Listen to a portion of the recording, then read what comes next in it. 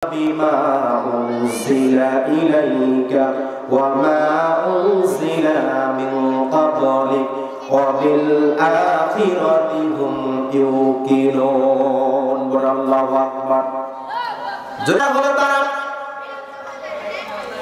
যারা আল্লাহর গায়ব বিশ্বাস করবে যারা আল্লাহ তাআলাকে আমরা দেখিনি বলেন তো আমরা কি কেউ আল্লাহকে দেখেছি? আমরা কি কেউ আল্লাহকে দেখেছি? আল্লাহকে দেখিনি তো বিশ্বাস করছি না আমাদের রব, ঠিক কি না বলেন? وَمِمَّا رَزَقْنَاهُمْ يُنْفِقُونَ আল্লাহ পরে শব্দ বলছে, আগে শব্দ বলে ওয়ায়ুকিমুনাস সালাত, যারা সালাত কায়েম করে অর্থাৎ নিজে নামাজ আদায় করে অপরকে নামাজ পড়ার জন্য তাগিদ করে, আমার আল্লাহ তাআলা তাদের জন্য বললেন তারা হলো প্রকৃত ঈমানদার। আর এই নামাজ পড়াওয়ালা, কোরআন পড়াওয়ালা, পর্দা মেনে চলে এই সব মহিলা যারা সিয়াম পালন করে, যারা হজ আদায় করে, যাকাত আদায় করে, ফরজ যে দায়িত্বগুলো যারা পালন করে, 5 ওয়াক্ত সালাত যারা সময় মতো আদায় করে, আমার আল্লাহ রাব্বুল আলামিন তাদেরকে ডাক দিয়ে বলে, বান্দারে তুমি একমাত্র আমাকে ভয় করো, একমাত্র আমাকে ভয় করো। কারণ তুমি তো জানো না এই যে ভয়টা কি জন্য তোমাকে করতে বলছি। এই পৃথিবী থেকে একদিন তোমাকে আমার কাছে চলে আসতে হবে, কিন্তু সেই দিনটার জন্য তোমরা অপেক্ষা করো, এই দিনের জন্য এই কারণে ভয় করো। আমি আল্লাহ তাআলা তোমাকে কুদরতি দিয়ে তৈরি করেছি, আমি মানুষকে এত সুন্দর করে বানাইলাম। মানুষ অপরাধ করে, আমি আল্লাহ তাআলা বললেন মানুষ অপরাধ করে, কিন্তু আমি মানুষের অপরাধগুলো ক্ষমা করি, অপরাধগুলো সঙ্গে সঙ্গে ফেরেশতারা লেখে না। কারণ হলো যদি বান্দা ভুল করেছে, আবার আল্লাহ তাআলার কাছে যদি তারা প্রাণহার চায়, যদি ভুল স্বীকার করে, তাহলে আল্লাহ তাআলা তাদের জীবনের গুনাহগুলো মাফ করে দিবে। আল্লাহ রাব্বুল আলামিন বলেন, বান্দা পৃথিবীতে কোন মানুষের কাছে যদি তুমি যাও কোন কিছু প্রয়োজনীয় জিনিসের জন্য, একটা বার গেলে তোমাকে দিবে, 2 বার গেলে দিবে, কিন্তু মনটা খারাপ হবে। 3য় বার যদি যাও তাহলে সেই ব্যক্তি আর তোমাকে দিবে না, কিন্তু বাজে বাজে মন্তব্য করবে, বাজে কথা বলবে, কথা বলে, ঠিক কি না? একটা লোকের কাছে ফার্স্টে একবার গেলেন আপনাকে দিবে, 2য় বার গেলেন দিবে, কিন্তু যখন ওই লোকটার কাছে 3য় বার যাবেন, বলেন তো সেই লোকটাকে আপনাকে দিবে? সে কি আর দিবে? সেই আর দিবে না। সে একবার বারবার বলবে, তোমার কি শিক্ষা নাই, তোমার কি বিবেক নাই? একটা লোকের কাছে তুমি বারবার কেমনে আসো? আর কি পৃথিবীতে কোনো লোক নাই কারো কাছে তুমি যেতে পারো না? কিন্তু আমার আল্লাহ ডাকতে বলে, বান্দা বান্দা তুমি আমার কাছে চাও, আমি আল্লাহ রাব্বুল আলামিন বলে দিলাম, বান্দা তুমি চাইতে দেরি করবে, কিন্তু আমি আল্লাহ তোমাকে দিতে দেরি করব না। বলেন সুবহানাল্লাহ। তাহলে বান্দা একবার চাইতে দেরি করবে, চাইতে দেরি হবে, কিন্তু আল্লাহ দিতে দেরি হবে না। ওই জন্য আল্লাহ বললেন, তাহলে আমরা ভয় করব কাকে? কথা বলে আল্লাহকে। কাকে ভয় করব? ওই যুবক ঘুমিয়ে গেছেন নাকি আপনারা? কি ঘুমিয়ে গেছেন? কথা বলা যাবে না। আমরা ভয় করবো কাকে? সব সময় নাসুল নামাজ পড়তে গিয়ে আমরা সব সময় আল্লাহকে ভয় করব। কাকে ভয় করব? আল্লাহ রাব্বুল আলামিন বললেন, যারা আমাকে ভয় করে চলবে পৃথিবীতে তারা শুধু মাত্র একমাত্র আমার ইবাদত পালন করবে। আর যারা ভয় করবে না তারা শয়তানের দাসত্ব করবে। কার দাসত্ব? শয়তানের দাসত্ব করবে। আমার ভাইরা, বিশ্বনবী মুহাম্মদ রাসূলুল্লাহ সাল্লাল্লাহু আলাইহি ওয়াসাল্লাম তার সাহাবীরা আল্লাহ তাআলাকে কেমন করে ভয় করেছিলেন, আল্লাহ তাআলার হুকুম কেমনে পালন করেছিলেন, তারা ঈমানদার হলেন কেমন, আর আমরা ঈমানদার কেমন? মনে পড়ে গেল আল্লাহর নবীর সাহাবী হযরত উমর রাদিয়াল্লাহু তাআলা মসজিদে নববীর মধ্যে নামাজ আদায় করলেন। নামাজ আদায় করার পর খলিফাতুল মুসলিমিন ওমর রাদিয়াল্লাহু তাআলা আনহু নামাজ শেষ করলেন। নামাজ শেষ করার পর যখন মসজিদের গেট থেকে বের হবেন, দুইজন যুবক ওয়াজরে কান্না করছে। আমিরুল মুমিনিন ওমর ডাক দিয়ে বলেন, হে যুবক, তোমরা কেন কান্না করছো? তোমাদের কি হয়েছে, কেন কান্না করছো? ওমর রাদিয়াল্লাহু তাআলা যখন বললেন, ওমর রাদিয়াল্লাহু তাআলা বলার পর সেই যুবক দুইজন হাওমাও করে কান্না করে বললেন, ওমর রে, আমার বাবাকে একজন হত্যা করেছে, আমার বৃদ্ধ বাবাকে হত্যা করেছে, বৃদ্ধ বাবাকে হত্যা করেছে। ওমর রাদিয়াল্লাহু তাআলা বললেন, হে যুবক, তোমার আব্বাকে কে হত্যা করেছে বলো? তোমার কি কোনো সাক্ষী আছে, কোনো কি প্রমাণ আছে? যুবক ডাকতে বললেন, হুজুর, আমার প্রমাণ আছে, আমার আব্বাকে কে হত্যা করেছে। ওমর রাদিয়াল্লাহু তাআলা ডাকতে বললেন, যুবক, তোমার আব্বাকে যে হত্যা করেছে সেই কি মুসলমান না সেই মুশরিক?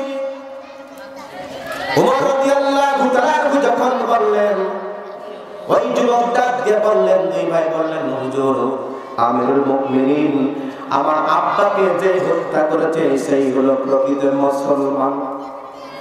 ওমর রাদিয়াল্লাহু তাআলা বললেন, এটা তো কোরআনের কথা না। আল্লাহ রাব্বুল আলামিন কোরআনের বাণীতে বলেছেন, এক মুসলমান আরেক মুসলমানের সাথে ইনসাফ করবে, নাই করবে। মুসলমান আরেক মুসলমানকে হত্যা করতে পারে না। ঠিক আছে, তোমার আব্বাকে তোমার আব্বার সেই বডিখানটা, তোমার আব্বাকে যে হত্যা করেছে, তোমার আব্বাকে কাফন করা অবস্থায় আদালতের মধ্যে হাজির করো। ওমর রাদিয়াল্লাহু তাআলা বললেন, সেনা সৈন্যরাকে বললেন, যাও, তোমরা চলে যাও, ওই যে যুবক হত্যা করেছে এই যুবকের আব্বাকে তোমরা চলে যাও, ওই যুবকটাকে ধরে নিয়ে আসো, পাকড়া করো। সেনা সৈন্যরা চলে গেল। আমার ভাইরা, আল্লাহ তাআলা কেন আপনি কেন ভয় করবেন? আল্লাহকে কেন মেনে চলবেন? আর আপনার আমার ঈমান আর সাহাবাদের ঈমানটা কেমন একটু পার্থক্য করেন? যুদ্ধের ময়দানে যাওয়ার জন্য প্রস্তুত হয়ে গেছেন আমার নবীজি বিশ্বনবী মুহাম্মদ রাসূলুল্লাহ সাল্লাল্লাহু আলাইহি সাল্লাম। উহুদের ময়দানে যুদ্ধ শুরু হয়ে গেল। রহমাতাল লিল আলামিন তিনি সাহাবীদের নাম লিস্ট করছেন, খাতার মধ্যে লিখিত করছেন। এই সময় বিশ্বনবী খাতায় নাম লিখতে অবস্থায় আল্লাহ নবী সাল্লাল্লাহু আলাইহি সাল্লামের সামনে একজন মহিলা আসলেন, মদিনার আনসারের স্ত্রী। ডাক দিয়ে বললেন, আসসালামু আলাইকুম ইয়া রাসূলুল্লাহ। ও পয়গম্বর, আপনি কি লিখছেন? কার নাম লিখতে আছেন গো নবী গো? আমার নবী ডাক দিয়ে বললেন, মা, উহুদের ময়দানে যুদ্ধ করতে যাবে আমার সাহাবীরা। আমি আল্লাহ রাব্বুল আলামিনের কোন সাহাবী, আমার কয় সাহাবীরা কে কে কোন কাজে দায়িত্ব পালন করবে, কে তীরন্দাজে যুদ্ধ করবে, কে তীরধনুকে যুদ্ধ করবে, কে বল্লমে কে ফরসানে যুদ্ধ করবে। মা, এই নামগুলো আজকে খাতার মধ্যে লিখিত করছে। ডাক দিয়ে মা বললেন, নবী, আমার মনের বড় চাহিদা, বড় ইচ্ছা, উহুদের ময়দানে আমি যুদ্ধের ময়দানে যাব, যুদ্ধ করব। বিশ্বনবী মুহাম্মদ রাসূলুল্লাহ সাল্লাল্লাহু আলাইহি ওয়াসাল্লাম ডাক দিয়ে বলেন, মা, আল্লাহ তাআলা মেয়েদেরকে যুদ্ধের ময়দানে যাওয়ার জন্য কোনো হুকুম দেয়নি। মা গো মা, আপনি যুদ্ধের ময়দানে যেতে পারবেন না। এবার মেয়েটা সিজদার মধ্যে পড়ে গেল আর আল্লাহকে ডাক দিয়ে রব্বুল আলামিন, আল্লাহ তাআলা আমার মনের মধ্যে বড় চাহিদা গো আল্লাহ, আমার মনের মধ্যে বড় আকাঙ্ক্ষা, আমি উহুদের ময়দানে যাব, যুদ্ধের ময়দানে যাব, আপনি আমার চাওয়াটা কবুল করে নাও। ও গো রহিম, ও রহমান, ও পরওয়ারদিগার, হাত তুলেছি কবুল করো মুনাজাত আমার, হাত তুলেছি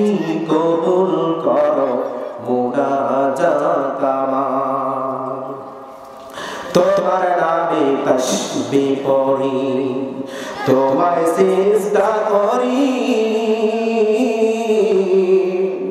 আল্লাহর নাম জপতে জপতে যেন মরতে পারি।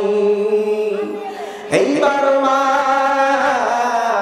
ওই মহিলা সিজদায় পড়ে যখন গেলেন আল্লাহ তাআলা তার দোয়াটা কবুল করলেন, তার চাওয়াটা কবুল যখন করলেন, এইবার মেয়ে বিশ্বনবী মুহাম্মদ রাসূলুল্লাহ সাল্লাল্লাহু আলাইহি ওয়াসাল্লামের কাছে চলে আসলেন।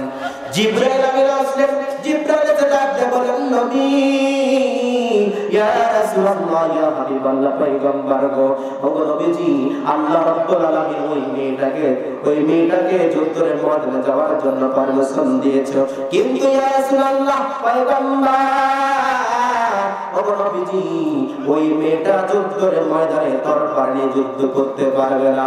ইয়া রাসূলুল্লাহ পয়গম্বর ওই মেয়েটা যুদ্ধের ময়দানে গিয়ে ওই মেয়েটা যারা সেই সাহাবীগুলো যুদ্ধ চলতে অবস্থায় আহত হবে, আক্রান্ত হবে, রক্তাক্ত হবে, পানির পিপাসার প্রয়োজন হবে, ওগো নবীজি ওই মেয়েটা ওই মহিলা যুদ্ধের ময়দানে সেই সাহাবীগুলোর সেবা কাম করবে। আল্লাহু আকবার। একজন মহিলা তার আল্লাহর প্রেমে তার অন্য কেমন, সে আল্লাহকে কত মহব্বত করে, রাসূলকে কত ভালোবাসে। আমার ভাইরা সেই মহিলা পর্যন্ত যুদ্ধের ময়দানে যাওয়ার জন্য পাগল হয়ে গেলেন। এইবার মা ডাকতে বললেন, নবী ইয়া রাসূলুল্লাহ ইয়া হাবিবাল্লাহ পয়গম্বর ওগো নবীজি আমার দুইটা মাত্র সন্তান আছে গো ইয়া রাসূলুল্লাহ। একটা ছেলের বয়স হলো 11 বছর গো নবীজি, আর একটা ছেলের বয়স হলো 7 বছর। বড় ছেলের নাম আব্দুর রহমান, ছোট ছেলেটার নাম হলো আব্দুল্লাহ। ইয়া রাসূলুল্লাহ পয়গম্বর ও দয়ার নবী মায়ার নবী ইয়া রাসূলুল্লাহ আমার ওই দুইটা সন্তানকে নিয়ে আমি যুদ্ধের ময়দানে যেতে চাই, আপনি একটা হুকুম দিয়ে দিন। আল্লাহর নবী ডাকতে বললেন, মা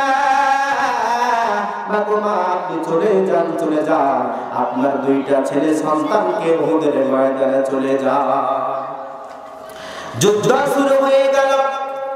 আমার ভাইরা আমার মায়েরা আল্লাহ রাব্বুল আলামিনের জন্য পাগল হয়ে গেল মেয়েটা। যুদ্ধ শুরু হয়ে গেল। যুদ্ধ চলতে অবস্থায় রক্তাক্ত সাহাবী যারা আছেন তাদের পানির ব্যবস্থা করে দিলেন, তাদেরকে পানি আগিয়ে দিলেন। এই পানির পাত্র দেওয়ার পর ওই যুবক দুইটা ছোট্ট বাচ্চা আব্দুল্লাহ আর আব্দুর রহমান, কিন্তু আব্দুল্লাহর বয়স ছিল 11 বছর আর আব্দুল্লাহর বয়স ছিল 7 বছর। সেই তো নিষ্পাপ ছোট বাচ্চা, সেই তো ভালো বুঝে না, সেই মন্দ বুঝে না, কোন দিক মুসলমানদের এরিয়া আর কোন দিক কাফের গোষ্ঠীর এরিয়া, কোন দিকে বিশ্বনবী মুহাম্মদ রাসূলুল্লাহ সাল্লাল্লাহু আলাইহি ওয়াসাল্লাম সাহাবাদের নিয়ে আছে, আর কোন দিকে ওই কাফের গোষ্ঠীর আছে, সেই আব্দুল্লাহ কিন্তু চিনে না জানে না। ভুল করে যুদ্ধের ময়দানে আব্দুল্লাহ যখন ভুল করে চলে গিয়েছে ওদের ময়দানে, সেই বাচ্চা ছোট্ট একটি সন্তান, বয়স মাত্র তার 7 বছর, ওই সন্তানটা যখন চলে গেল যুদ্ধের ময়দানে, ওই যুদ্ধের ময়দানে ভুল করে যখন চলে গেলে ওই বাচ্চাটা কিন্তু চলে গেছে কাফের সৈন্যর দিকে। এইবার কাফেরদের মধ্যে একজন যুবক ডাকতে বলল, বন্ধু রে আমরা একজন মুসলমানদের একটা অস্ত্র পেয়েছি রে, মুসলমানদের একটা অস্ত্র পেয়েছি। আরে দেখ দেখ দেখ একটা মুসলমানদের বাচ্চা আমাদের সামনে চলে এসেছে, এর মধ্যে গ্রেফতার যখন করে নিল। এই বাচ্চাটাকে যখন গ্রেফতার করলো, আমার ভাইরা মুসলমান আল্লাহ তাআলা বললেন আমি তোমাদেরকে এমনি কি জান্নাত দেব, মুসলমান কখনো কষ্টে ছাড়া কিন্তু জান্নাত পাবে না। আমার নবীর হাদিস দুনিয়া সিজদুল মুমিনি ওয়া জান্নাতুল কাফির, মুসলমানদের জন্য এই দুনিয়াটা কয়েদখানা, মুসলমানদের জন্য এই দুনিয়া হলো কারাগার, আর কাফেরদের জন্য হলো জান্নাত। কথা বলেন ঠিক কি না? মুসলমান এই দুনিয়াতে কষ্টে জীবন যাপন করবে, আর কাফেররা কি করবে? আরাম আয়েশে তারা ভোগ করবে, তাদের ঠিকানা হলো মৃত্যুর পর জাহান্নাম। আর মুসলমান যারা মৃত্যুর পর তাদের ঠিকানা হলো জান্নাত। তোমার স্মৃতি আজ বারে বারে কেন যে পড়ছি মনে, তোমার মায়াবী মুখটা মাগো ভাসে শুধু দুনয়নে, তোমার মায়াবী মুখটা মাগো ভাসছে শুধু দুনয়নে। মা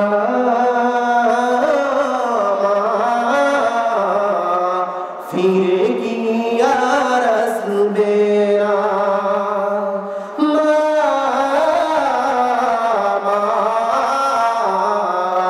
ফিরে কি আর আসবে না।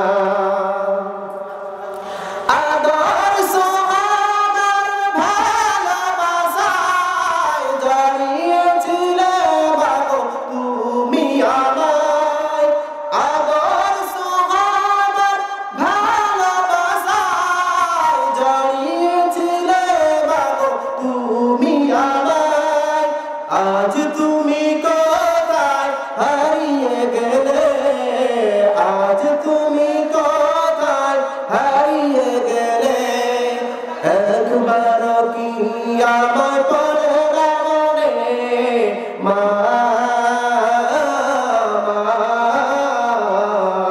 ফিরে কি আর আসবে না, মা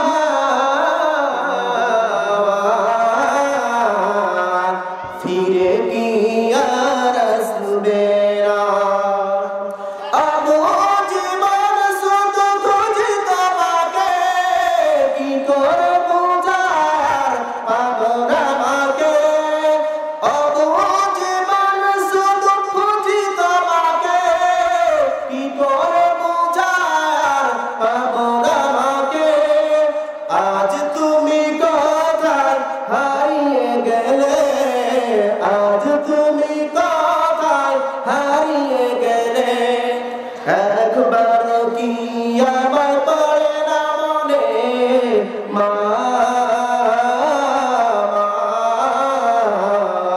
ফিরে কি আর আসবে না, মা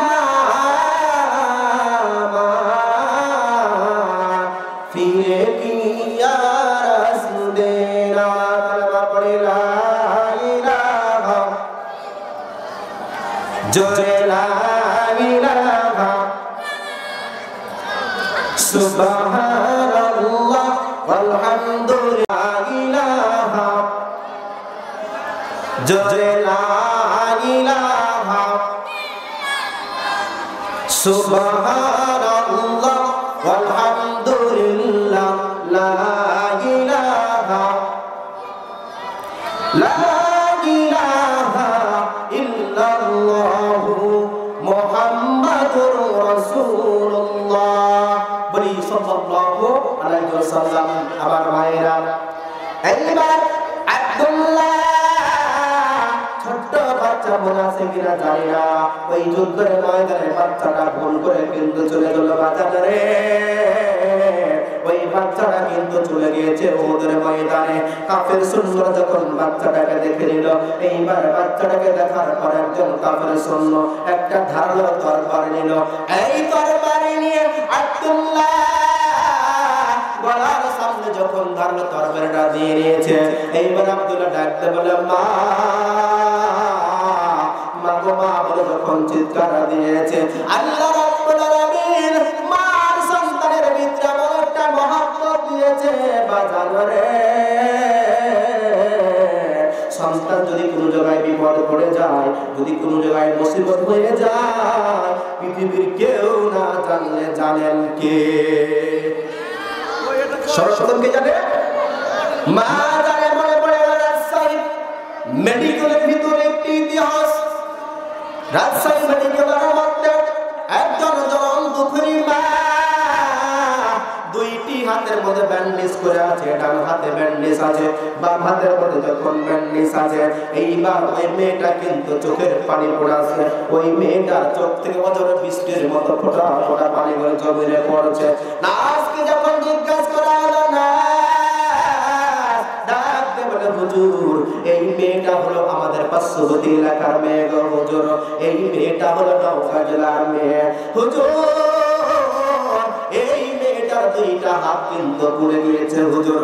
কিন্তু ওই মেয়েটা দুইটা হাত যে পড়ে গিয়েছে, ওই মেয়েটাকে জিজ্ঞেস করালো আজকে, কিন্তু ওই মা জনম দুঃখিনী মা ওই যে শিশুদের দিকে তাকিয়ে আছে, মা জনম দুঃখিনী মা কেন কি জন্য ওই ওদের দিকে তাকিয়ে আছে? ওই যে টেবিলের মধ্যে একটা বাচ্চা শুয়ে আছে, এই বাচ্চাটা কার যেন শুয়ে আছে। এইবার চোখের পানি ছেড়ে যাচ্ছে, বলে হুজুর এই মেয়েরা এরা কিন্তু খেজুরের কিন্তু তারা গুড় তৈরি করে হুজুর, প্রতিদিন তারা খেজুরের গুড় তৈরি করে। এই মেয়ের একটাই মাত্র সন্তান, একটাই ছেলে, বয়স তার মাত্র 2 বছর। ছেলেটা কিন্তু এখন পর্যন্ত ভালোভাবে দাঁড়াইতে পারছে না হুজুর। এই ছেলেটা কিন্তু তারা প্রতিদিন কিন্তু তারা খেজুরের গুড় তৈরি করে। এই গুড় তৈরি করতে গিয়ে চুলার মধ্যে জ্বলন্ত অবস্থায় পর্যন্ত ওই খেজুরের রস কিন্তু তৈরি আছে হুজুর। কি বলবো দুঃখের কথা, বলতে বলতে মেয়েটা কান্না শুরু করে দিল। আমার ভাইরা যুবক করে কান দিয়ে একটু দিলটা নরম করে শুনেন রে যুবক, ওই মা কতটা কষ্ট করেছে আপনার জন্য, আমার জন্য। ওই মাকে দুঃখ দিও না, ওই মাকে কষ্ট দিও না। দেখো না রে যুবক, ওই মা কতটা কষ্ট করেছে। এইবার মেয়েটা ডাকতে বলল, এই মেয়েটা দুপুরবেলা রান্না করতে যখন যায়, রান্নার কাজে ব্যস্ততা আছে হুজুর গো, এই মেয়েটার ছোট্ট সন্তানটা ওই চুলার মধ্যে ফুটন্ত যখন গরম রস দিয়ে যখন চুলার মধ্যে যখন ছিল, আমাদের এলাকার এই যে চুলাগুলো আছে মাটি থেকে উপর দিকে, কিন্তু ওই জায়গায় নওগাঁর ভিতরে ওই তারা কিন্তু মাটি খনন করে তারা কিন্তু চুলাটা ছিল, তারা অর্থাৎ মাটি বরাবর তাদের চুলা আছে। এই বাচ্চা ছোট সন্তান, 2 বছরের বাচ্চা, বলেন তো তার কি ছোট না জ্ঞান হয়েছে? বড় মানুষের এখন পর্যন্ত জ্ঞান হয়নি, ছোট বাচ্চা ভালোভাবে কথা বলতে পারে না। আমার এই ছোট্ট বাচ্চাটা ওই গরম চুলার পাশে যখন হেঁটে যাচ্ছিলেন বাবা বাজারে রে, ওই বাচ্চাটা কিন্তু পা স্লিপ গেটে ওই ফুটন্ত ওই গরম রস খেজুরের রসের পানি যখন উপরে পড়েছিল, ওই বাচ্চাটা কিন্তু ওই ডেকচির পাশ দিয়ে হেঁটে যাচ্ছিল, ওই কলের পাশে যাচ্ছিল জ্বলন্ত ওই গরম ফুটন্ত রসের ভিতরে। ওই বাচ্চা যখন পা স্লিপ কেটে গেল, ডান দিকে না পড়ে ওই বাচ্চাটা বাম দিকে ওই ফুটন্ত রসের মধ্যে পড়ে গেল। আর যখন ওই বাচ্চা পড়লো, ডাকতে বললাম বাচ্চা যখন মা বলে ডাক দিল, মা রান্নার কাজে ব্যস্ত ছিল। আমার মায়েরা ওই মা রান্নার কাজে ব্যস্ত ছিল। মা তাড়াতাড়ি জানতে পারলো মায়ের দিলে টান পড়েছে, তার আদরের সন্তানটা তাকে ডাক দিয়েছে আমার মায়েরা। এইবার মা এলাকার লোকজন ওই বাচ্চাটাকে গোল করে ঘিরে নিয়েছে। ওই বাচ্চাটা ফুটন্ত করে ওই ডেকচির উপরে পাড়ের মধ্যে ওই ফুটন্ত খেজুরের রসের মধ্যে সেই বাচ্চাটা আসছে। আমার মারা এই বাচ্চাটা ছোট্ট সন্তানটা রসের মধ্যে যখন ফুটে উঠেছে, বেঁচে উঠেছে, মা জনম দুঃখিনী মা তিনি যখন জানতে পারলেন তার সন্তানটার এই অবস্থা, মা নিজেকে ধরে রাখতে পারলেন না। মা দুইখানা হাত দিয়ে তিনি চিন্তা করলেন না আমার বাচ্চাটা ফুটন্ত রসের মধ্যে পড়ে গেছে যা, কিন্তু না আমি যদি হাত দিয়ে তুলতে যাই গরম রস আমার হাতটা তো পড়ে যাবে না। ওই মা জনম দুঃখিনী মা, ওই মা আর নিজেকে ধরে রাখতে পারলেন না, ওই দুইটা হাত দিয়ে ওই ডেকচির মতো ভিতর থেকে তার বাচ্চাটাকে বুকের মধ্যে নিয়ে নিল। এইবার নাচ লাগলে বলে হুজুর, ওই মা যখন ডেকচি থেকে যখন তার বাচ্চা বাচ্চাটাকে হাত দিয়ে তখন উঠিয়ে নিলেন, বুকের মধ্যে যখন নিয়ে নিলেন, ওই হাত দেওয়ার কারণে ওই জনম দুঃখিনী মার হাতের গোশতগুলো ছিদ্র হয়ে বুঝে পড়ে যাচ্ছে। মা জনম দুঃখিনী মা মেডিকেলের মধ্যে আছে, তারপরে একটাবার তার হাতের কষ্ট যন্ত্রণার কথা চিন্তা করে না। মা জনম দুঃখিনী মা বারবার ডাকতে বলছেন, খোকা রে ও খোকা, তুই কি আমাকে একবার মা বলে কি ডাকবি না? এই হলো মা। কথা বলা ঠিক কিনা? আমার মায়েরা উহুদের ময়দানে যখন মা জানতে পারল সন্তান আব্দুল্লাহ ছোট্ট বাচ্চা চিৎকার মেরেছে, মা বলে যখন ডাকলেন, ডাকার সাথে সাথে মা দৌড়িয়ে চলে গেলেন। ডাকতে বললেন, তোমরা আমার সন্তানটাকে কেন ধরেছ? এইবার কাফের ডাকতে বলেন, মেরে তোমার সন্তানটাকে ধরেছি, তোমার সন্তানকে ধরেছি, তুমি কালেমা পড়ে মুসলমান হয়েছে, ঈমান এনেছো। ও মেয়ে, তুমি তোমার সন্তানটাকে যদি বাঁচাতে চাও তাহলে তুমি ঈমান থেকে সরে আসো। কি থেকে? ধরে বলে ঈমান থেকে সরে আসো। তুমি 5 ওয়াক্ত সালাত আদায় করো, সেই সালাত ছেড়ে দাও। তুমি পর্দা করো, সেই পর্দা ছেড়ে দাও। তুমি কোরআনুল কারীম শিক্ষা গ্রহণ করো, সেই কোরআন ছেড়ে দাও। তুমি নামাজ পড়ো, হিজাব পরিধান করো, সেই হিজাব পরিধান বন্ধ করে দাও।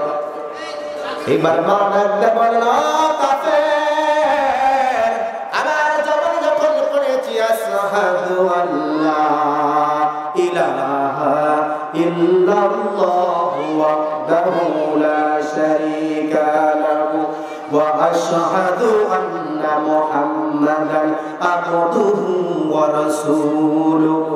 ওরে কাফের,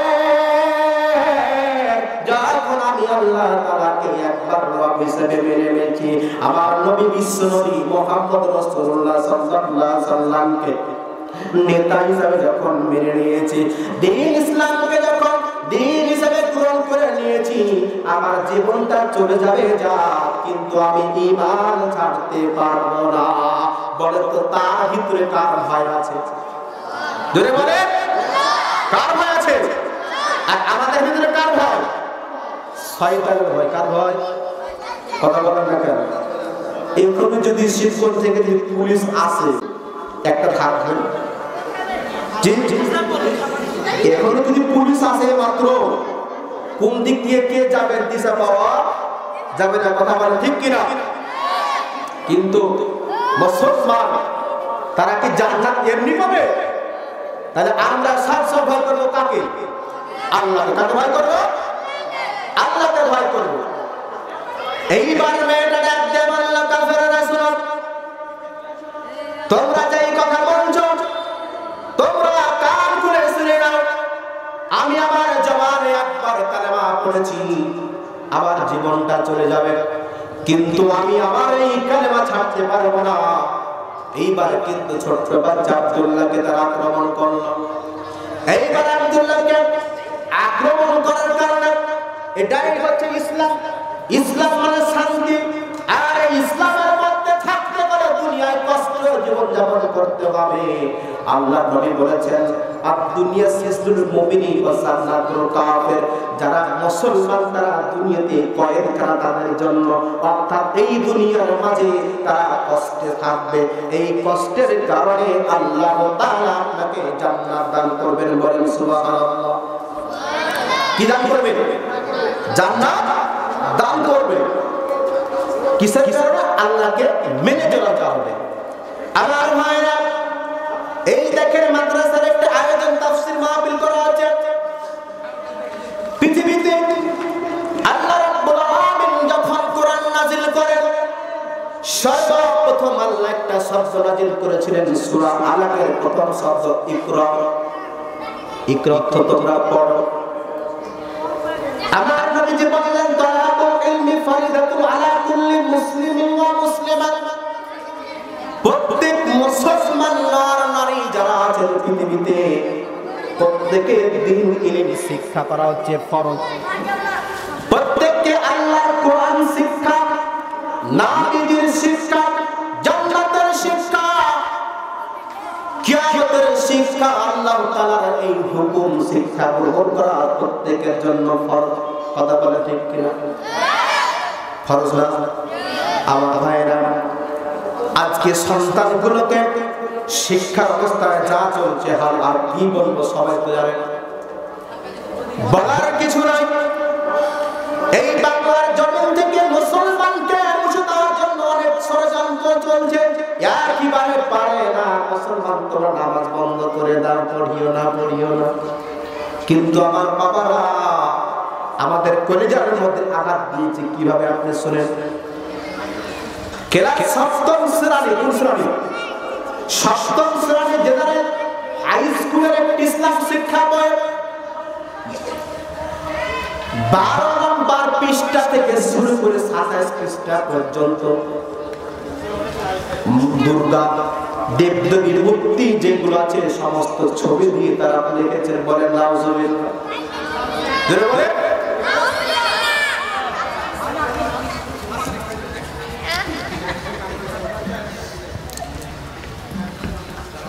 এই ছবিগুলোতে কি করেছে তারা? আমাদের সন্তানদেরকে নষ্ট করার জন্য তারা এই পাইছে কথা বলে ঠিক কি না? সম্মানিত হাজির, আজকে সন্তানদেরকে শিক্ষা দেওয়া হচ্ছে বাসা থেকে রান্না করে, ডিম ভাজি করে, কেক তৈরি করে তাদেরকে টিচারকে খাওয়ানো হচ্ছে। কথা বলে ঠিক কি না? তাহলে শিক্ষা দেওয়ার ছিল কোন দরকার?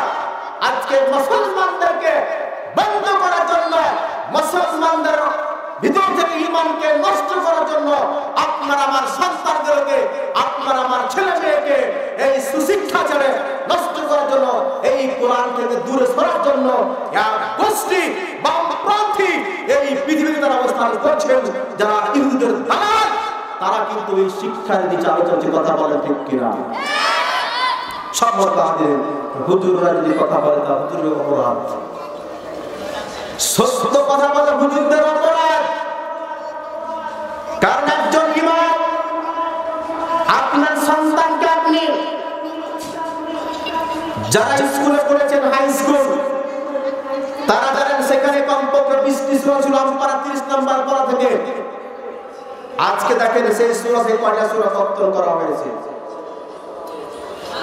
জিহাদ সম্পর্কে যেখানে বলা হতো সেই জায়গাগুলোকে বন্ধ করা হয়েছে। বিশ্বনবী মুহাম্মদ রাসূলুল্লাহ সাল্লাল্লাহু আলাইহি সাল্লামের নামের পাশে মানুষ মুহাম্মদ সাল্লাল্লাহু আলাইহি সাল্লাম বলে নাউজুবিল্লাহ। ক্লাস 3 বলে, ক্লাস 3 ইসলাম ও নৈতিক শিক্ষার বলে দুর্গার ছবি আসলো কেন? আমরা এটাই জানতে চাই। যারা এই কাজগুলো করেছে তাদেরকে ছাড় দিয়ে না, তাদেরকে মৃত্যুদণ্ড দিতে হবে। এই জমিন মুসলমানদের জমিন। 1971 সালে 30 লক্ষ শহীদদের বিনিময় এই বাংলার স্বাধীনতার সার্বভৌমত্ব হয়েছে। কথা বলা ঠিক কিনা? আর এই দেশে কোরআনের বিপক্ষে কোনো কথা আমরা বাস্তবায়িত দিব না। কথা বলা ঠিক কিনা? সম্মানিত হাজিরিন, এই কোরআন নিয়ে আমাদেরকে লড়তে হবে, এই কোরআনের পক্ষে আমাদের থাকতে হবে। তাহলে আপনি আল্লাহকে ভয় করে চলবেন। মৃত্যু একদিন আসবে, আপনাকে মরতে হবে। আপনি যদি মনে করেন আমি লুকিয়ে থাকবো, আপনাকে মরতে হবে। সিংহের মতো যদি আপনি থাকতে পারেন, তাও আপনাকে মরতে হবে। কথা বলেন ঠিক কিনা? সম্মানিত হাজিরিন, আজকে যারা হকের কথা বলে আজকে তাদের হচ্ছে খারাপ অবস্থা। আজকে বাংলার জমিনে আগে আপনি সোয়াবিন তেল খেয়েছিলেন 100 টাকা লিটার, আজকে আপনার তেল কিন্তু 200 টাকা লিটার। কেন? জাতি জানতে চান একটাই মাত্র কারণ, যারা পরিচালনা করে শুধুই মাত্র তারা তাদের নিজের পকেটের দিকে চিন্তা ভাবনা করে। গরিব মরছে, আমার দেখার কোনো যায় আসে না। সম্মানিত হাজির, যারা ঢাকা গেছেন আপনারা হয়তো বাস স্টেশন, রেল স্টেশনে দেখেছেন। আমি অনেকবার গেছি মাহফিলে, দেখেছি যেখানে হাজারো মহিলা, এখন আমরা বিভিন্ন পোশাক ব্যবহার করি ঠান্ডা শীত থেকে বাঁচার জন্য। সেই মহিলাগুলো মাথার নিচে শুধুমাত্র একটাই মাত্র ইট আর সামান্য কাপড় পরে তারা ওই আকাশের নিচে গাছের ছায়াতে অবস্থান করছেন। এই হিসাবটা কে দিবে? যদি আমরা সেই রকম একজন মুসলমান, আল্লাহ নবী সাল্লাল্লাহু আলাইহি ওয়াসাল্লাম, তার সাহাবীরা, খোলাফায়ে রাশিদিন, তারা যেভাবে দেশ পরিচালনা করেছে, যদি আজকে এই বাংলার জমিনটা যদি এই আল্লাহর কোরআন দিয়ে যদি পরিচালনা করা হতো, আল্লাহর কসম, ওয়াল্লাহি আল্লাহর কসম করে বলতে চাই, তাহলে এই বাংলার জমিনে কোনো দুর্নীতি থাকতো না, কোনো চাঁদাবাজ থাকতো না। আজকে স্বামীকে আটকে দিয়ে আজকে ধর্ষণ করে হচ্ছে, কথা বলা ঠিক কিনা? একটাই মাত্র কারণ আমরা আজকে এই কোরআন থেকে দূরে আছি, কথা বলা ঠিক কিনা? আমার ভাইরা বলা আছে কিনা জানি না, আল্লাহর নবী সেই মহিলা যুদ্ধের ময়দানে যখন বিশ্বনবীর মহিলা সাহাবা যখন পড়ে গেলেন, চলে গেলেন, যাওয়ার পর ডাক দিয়ে বললেন, কাফেররা বললেন, ও মেয়ে, যদি তুমি ঈমানটা ছেড়ে দাও তাহলে তোমার সন্তানটাকে ছেড়ে দেব। এইবার ডাক দিয়ে বলল, না, আল্লাহকে ডাক দিয়ে বলল, আল্লাহ তাআলা, আমি আপনাকে একবার রব হিসেবে মেনে নিয়েছি, বিশ্বনবী মুহাম্মদ সাল্লাল্লাহু আলাইহি ওয়াসাল্লামকে নবী হিসেবে মেনে নিয়েছি। ও আল্লাহ, আমার জীবন চলে যাবে যা, কিন্তু আমার ঈমানটাকে তুমি কবুল করে নাও। বলেন সুবহানাল্লাহ। এইবার মা যখন দুঃখী বানাতে বলেন, বাবা, এইবার ইহুদির পা যখন ঝাপটে ধরল, এইবার মা ডাকতে বলে, বাজা, আমার সন্তানকে তোমরা হত্যা করিও না, আমার সন্তান কোনো অপরাধ করেনি, আমাকে হত্যা করলে দাও, আমার সন্তানটাকে ছেড়ে দাও। এইবার যখন এই কথা বললেন, তারা সন্তানটাকে ছাড়ল না। আমার মা দেখেন, ইসলামের জন্য একজন মহিলা কত না কষ্ট করেছে, তারপর তার ঈমানটাকে ছাড়েনি। এইবার মেয়েটা যখন এই কথা বলল, সেই যুবকরা মেয়েটাকে এবার বুকের মধ্যে একটা লাথি দিল, লাথি দিয়ে জমিনের মধ্যে মা পড়ে গেল। মা তখন জমিনের মধ্যে পড়ে গিয়েছে। এইবার আব্দুল্লাহ, ছোট্ট 7 বছরের সন্তান আব্দুল্লাহ ডান পায়ের উপর একজন ইহুদি কাফের উঠে বসলো, একজন বাম পায়ের উপর উঠে বসলো, একজন ডান হাতের উপর উঠে বসলো, একজন বাম হাতের উপর উঠে বসলো। এইবার আব্দুল্লাহ ডাক দিয়ে বলল, মা, ও মা, আমাকে বাঁচাও মা, আমাকে হত্যা করবে, মা হত্যা করবে, মা গো মা, আমাকে বাঁচাও মা, আমাকে বাঁচাও, আমাকে বাঁচাও। এইবার আব্দুল্লাহ যখন এই কথা বললেন, নিষ্ঠুর কাফেররা ওই আব্দুল্লাহ যখন জিহ্বা বের করে মা যখন বলেছে, আর একজন কাফের শুনলেছে, ওই আব্দুল্লাহর জিহ্বাটাকে দ্বিখণ্ডিত করে দিল। আব্দুল্লাহর জিহ্বাটা অর্ধেকটা কিন্তু কেটে দিল। উহুদের ময়দান রক্তাক্ত হয়ে গেল। মা,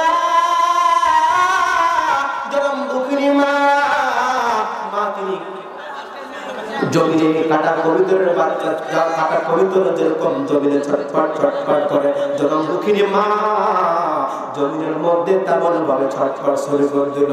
আর বলে, আল্লাহ, আমার সন্তানকে শাহাদাত বরণ করে নাও, আল্লাহ কবুল করে নাও, কিন্তু আমার ঈমানটাকে কবুল করে নাও। বলে আল্লাহু আকবার।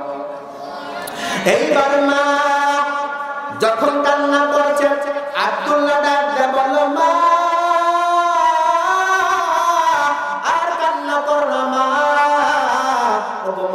যে আল্লাহকে ভালোবেসে আজকে জীবনটা দিয়ে দিলাম, যে আল্লাহকে ভালোবেসে আজকে জিহ্বাটা দিয়ে দিয়েছি, মা, মা গো মা, ওই কাটা জিহ্বা দিয়ে আমি জান্নাতের সুগন্ধ শুনতে পাই। বল আল্লাহু আকবার। আল্লাহু আকবার। ওই কাটা জিহ্বা দিয়ে জান্নাতের সুগন্ধ। মা, আর কান্না করো না, মা, তুমি কান্না করিও না। আমার ভাইরা এমন আছে কিনা জানি না, আদালতের মধ্যে হাজির মনে আছে কি, মনে আছে না? সবাই কিন্তু কম। আদালতের মধ্যে এইবার যুবক উমর রাদিয়াল্লাহু তাআলা ঘোড়াকে বললেন, যাও তোমার আব্বাকে নিয়ে আসো। আর শূন্য বাহিনীকে রাখতে বলল, এই যুবকের আব্বাকে যে হত্যা করেছে তাকে তুমি ধরে নিয়ে আসো। যে হত্যা করেছে তাকে ধরে নিয়ে এসো। এইবার আদালতের মধ্যে সিংহাসন তৈরি, বিচারপতি হলেন বদ্ধ পৃথিবীর প্রেসিডেন্ট হযরত ওমর ফারুক রাদিয়াল্লাহু তাআলা আনহু।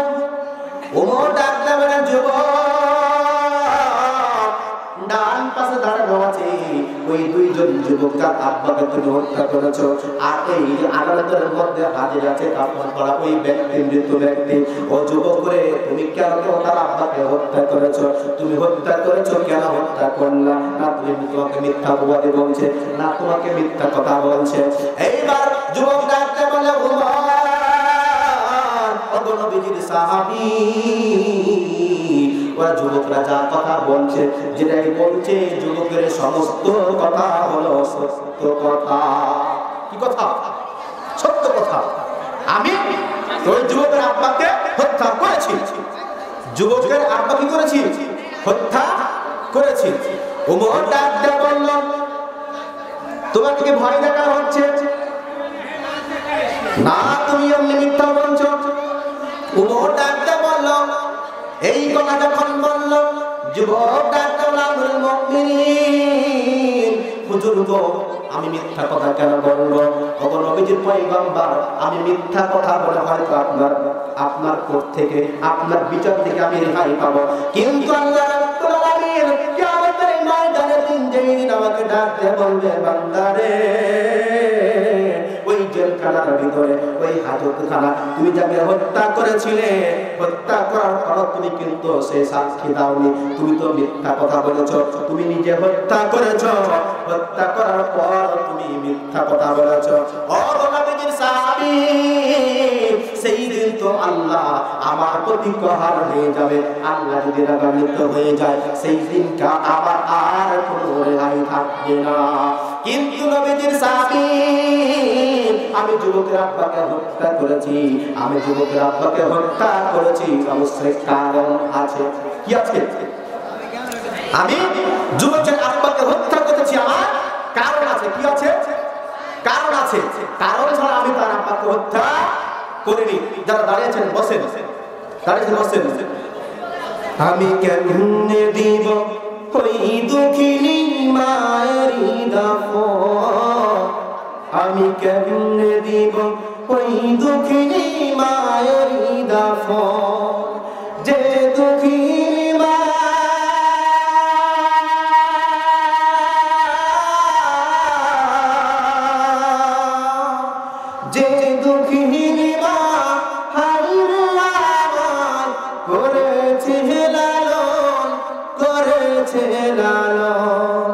আমি কেমনে দিব ওই দুঃখিনী মায়েরই দাফন, আমি কেমনে দিব ওই দুঃখিনী মায়েরই দাফন। কে বায়া মাই ডাকবে ওরে খোকা বলিয়া, কে বায়া মাই চুমু খাবে দুগাল ভরিয়া, কে বায়া মাই ডাকবে ওরে খোকা বলিয়া, কে বায়া মাই চুমু খাবে দুগাল ভরিয়া, কে বায়া মাই বুকে টেনে,